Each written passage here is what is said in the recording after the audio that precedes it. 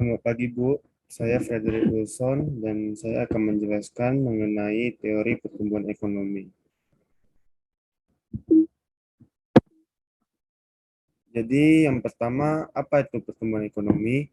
Jadi, pertumbuhan ekonomi adalah peningkatan kegiatan ekonomi masyarakat yang meningkatkan jumlah produksi barang dan jasa di suatu tempat tersebut. Pertumbuhan ekonomi perlu dihitung karena bisa menjadi indikator keberhasilan pembangunan ekonomi, yaitu dengan cara menghitung PDB atau bisa disebut juga dengan produk domestik bruto.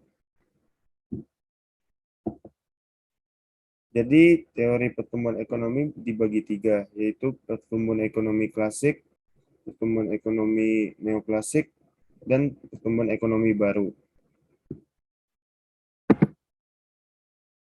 Jadi yang pertama adalah pertumbuhan ekonomi klasik.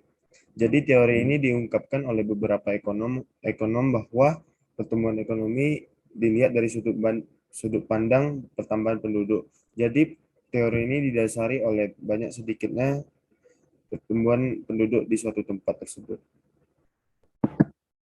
Jadi ada tiga ekonom teori klasik. Yang pertama adalah Adam Smith, yang kedua adalah David Ricardo, dan yang ketiga adalah Thomas Robert Malthus. Yang pertama, Adam Smith. Menurut Adam Smith, perekonomian akan tumbuh dan berkembang jika ada pertambahan penduduk yang memperluas pasar dan mendorong spesialisasi. Yang kedua, David Ricardo berbanding terbalik dengan Adam Smith. David Ricardo berpendapat bahwa pertumbuhan penduduk yang semakin besar akan menghasilkan tenaga kerja yang banyak, sehingga upah menurun dan perekonomian menjadi stagnan. Yang terakhir, Thomas Robert Malthus, pertumbuhan penduduk yang besar akan menyebabkan krisis pangan, sehingga akan terjadi kelangkaan makanan. Yang kedua adalah pertumbuhan ekonomi neoklasik. Jadi model pertumbuhan ekonomi ini yang menguraikan bagaimana tingkat pertumbuhan ekonomi bisa stabil hanya jika tiga kekuatan ekonomi ikut bermain, yaitu tenaga kerja, modal, dan teknologi. Jadi ada tiga ekonom teori neoklasik. Yang pertama adalah Harold Domar, yang mengemukakan pentingnya pembentukan modal atau investasi sebagai syarat mencapai pertumbuhan ekonomi yang kokoh, atau bisa disebut juga dengan steady growth.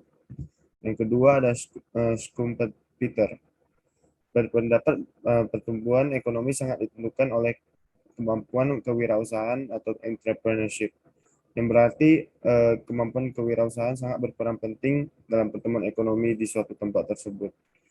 Yang ketiga adalah Robert Solow, yang menyatakan bahwa dalam jangka panjang tingkat tabungan dapat menentukan modal dalam proses produksi.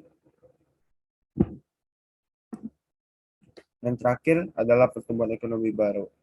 Jadi teori ini memusatkan siklusnya pada sumber daya manusia yang menjadi modal utama peningkatan produksi dan ekonomi nasional. Jadi ekonom teori pertumbuhan ekonomi baru ini ada dua, yaitu menurut Lucas dan Romer.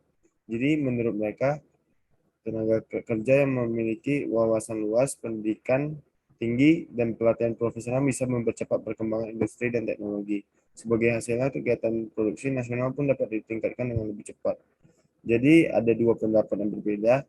Menurut Lucas, akumulasi modal manusia sebagaimana modal fisik menentukan pertumbuhan ekonomi. Yang kedua, menurut Romer, pertumbuhan ekonomi dipengaruhi oleh tingkat modal manusia melalui pertumbuhan teknologi. Jadi kesimpulannya, teori pertumbuhan ekonomi baru ini berdasarkan pertumbuhan teknologi yang ada di masa sekarang. Terima kasih atas perhatiannya. Maaf jika bila ada salah kata. Terima kasih.